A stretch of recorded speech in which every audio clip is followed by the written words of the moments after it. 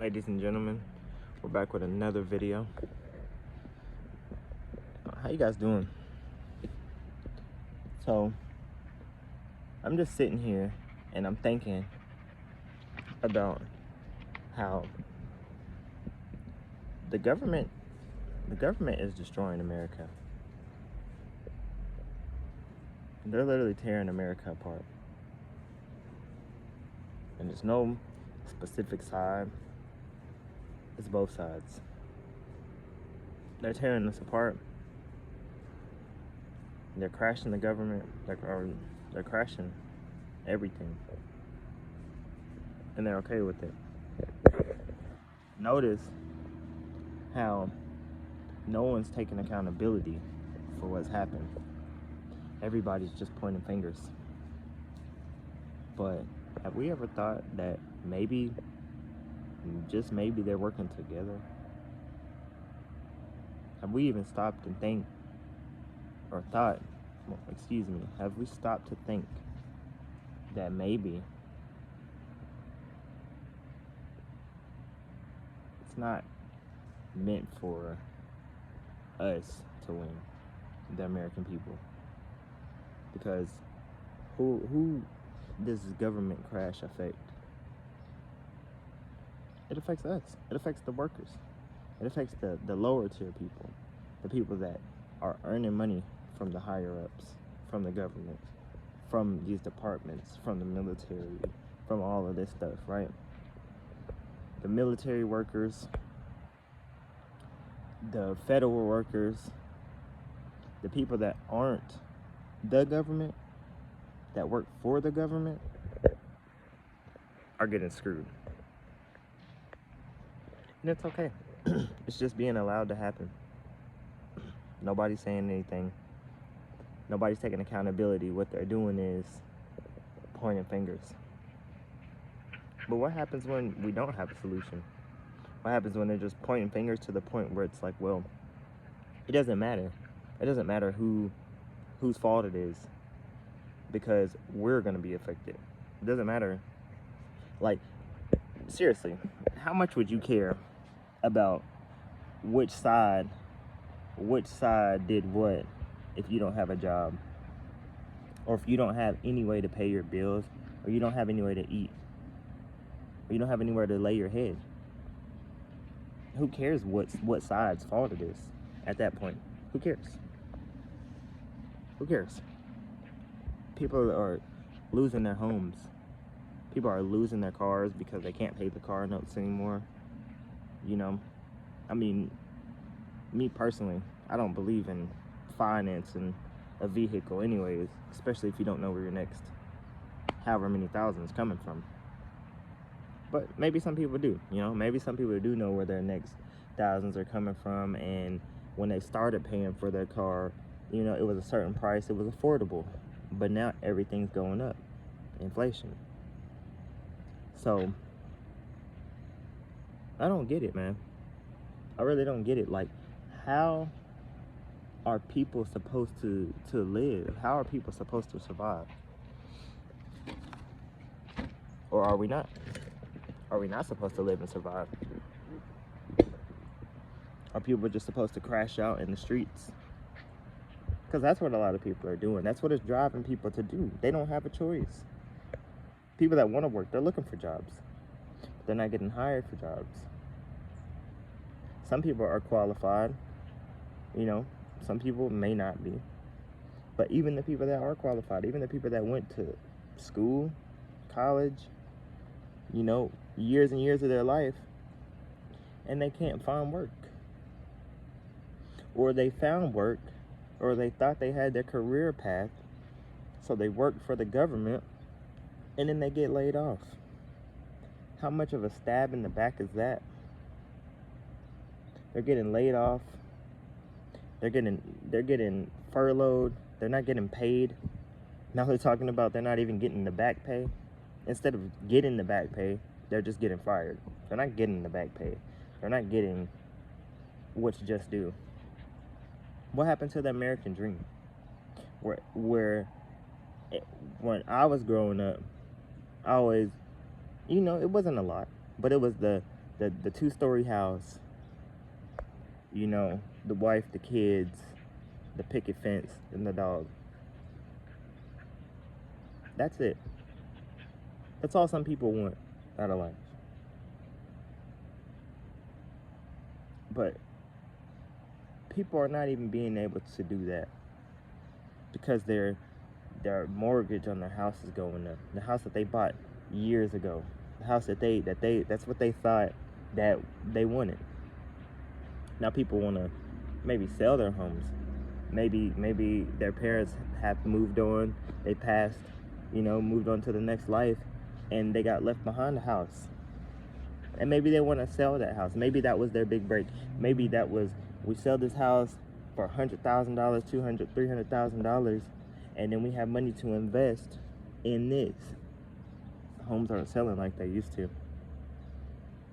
Let alone, people aren't having money to the point where they can go and just make an investment on buying a house for $300,000. And that's not everybody, right?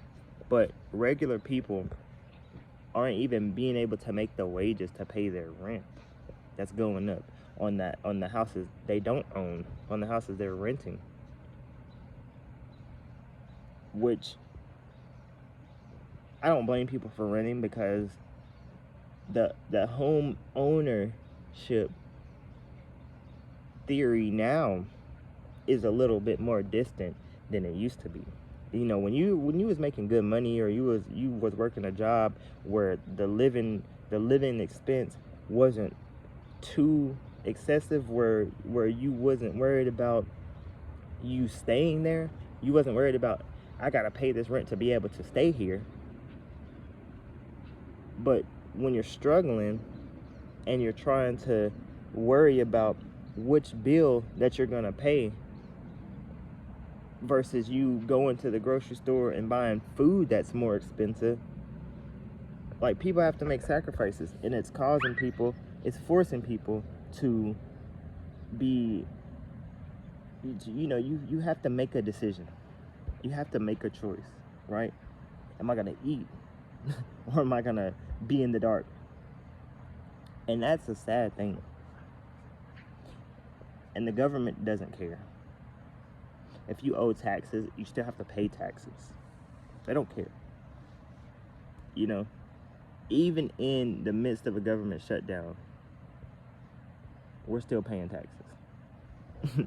The midst of a government shutdown, you still have to buy food.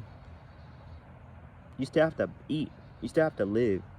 You still have to pay your rent. They don't care. Just because the government shut down, the bills don't shut down. That's the problem. The bills aren't shutting down. So really, whose fault is it? Whose fault is that? It's not our fault.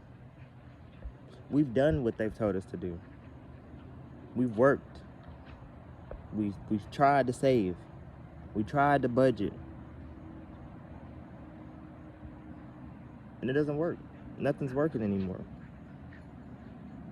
You used to be able to get a paycheck, pay some bills,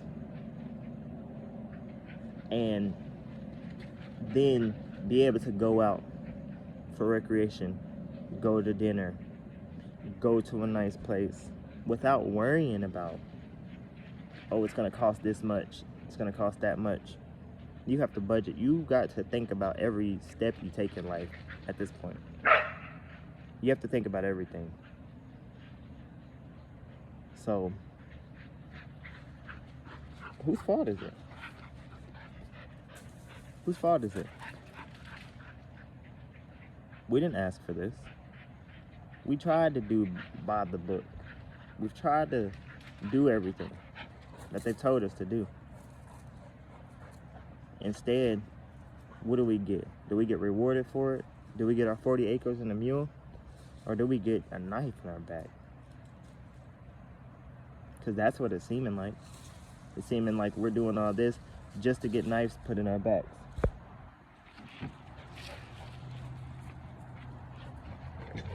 Just to get knives put in our backs. That's what we're doing. Just to get knives put in our backs. And it's not worth it. It's not worth it at all. And do they care?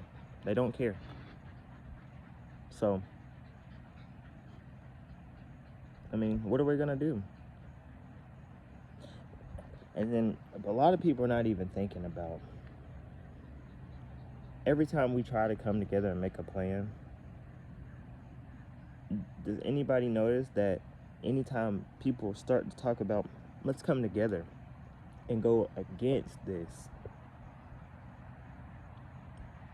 it goes back to politics. No, we can't come together because they did this. We can't come together because they did that. It's all a ploy. That's all it is. It's just a plan to keep us divided. And then there's so many different factors in this country that are just keeping us divided, whether it's race, whether it's politics, whether it's personal beliefs, whether it's religious beliefs. All of it is just a ploy to keep us divided, because there's more hate nowadays than it seems like there's love.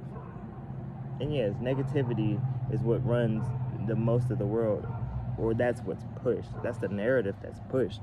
There's still some good people out here. There's still good people out here, but that's not what they don't want you to see the people that are telling the truth, and they don't want you to see the people that care, right? What they want to see, they want you to see is the division. They want you to see the left said this, the right said that, the right did this, the left did that. And the only thing that is just a finger to point at somebody other than yourself. That's it. It's just pointing a finger at somebody else and saying, the reason why the American people are going broke is because of this side of the government. But we're not going to tell you, we're also taking your money on this side. But hate them. But we're not going to make it any better either. So,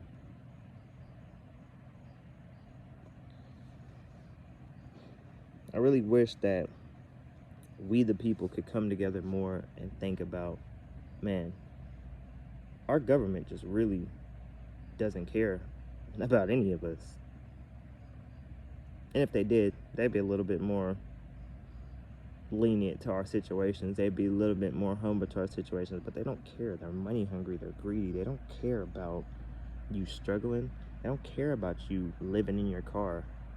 As long as you got that insurance, as long as you got that car note,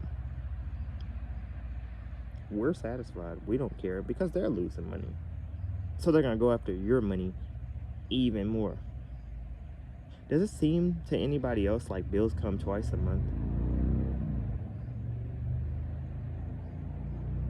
I'm going to just leave it there.